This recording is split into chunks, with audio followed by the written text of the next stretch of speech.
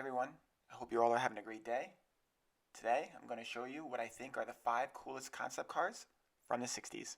It's a shame that some of these cars never entered into production, but concept cars are an extremely important part of the automobile industry that allows engineers to push the boundaries, think outside the box, and to gauge customer reactions to these unique design ideas. I would love to have any of these cars parked in my garage. Let's get started. Number 1 is the Ford Mustang One concept car. The Mustang brand has become one of the most iconic brands in automotive history. It all started in 1962 with the first Mustang concept car. Even though the Ford Mustang One doesn't share many of the same characteristics of the first production Mustang, it definitely holds its own in regards to style points. The Ford Mustang One only stood 40 inches high and featured a mid-mounted engine design. A couple of my favorite details about the Mustang One is the cool roll bar and the placement of the Mustang lettering. It also reminds me of the Speed Racer car a little. What do you think? It's a shame only 2 of these were made.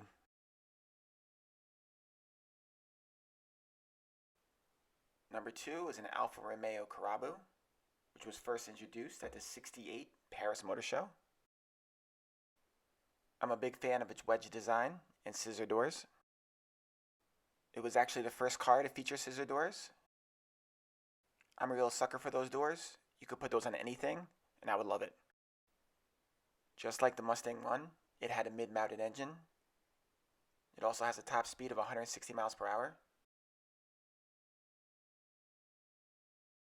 This car was built over 50 years ago, and somehow it still looks like it's from the future. Number 3 is the Holden Hurricane. Built by Holden in '69, the Hurricane was one of the most advanced vehicles of its time. It was way ahead of the curve in so many areas. The Hurricane had a GPS system called the Pathfinder, a rear view camera, digital instrumentations, lifting seats, and an automatically opening one-piece door, and this was back in '69. This is truly an impressive vehicle. Number 4 is the '65 Mercer Cobra, which was designed by Virgil Exner and his son Virgil Exner Jr. Built on a Shelby chassis and commissioned by the Copper Development Association, the Mercer Cobra has numerous brass and copper accents. Even the brake discs were made from copper alloy.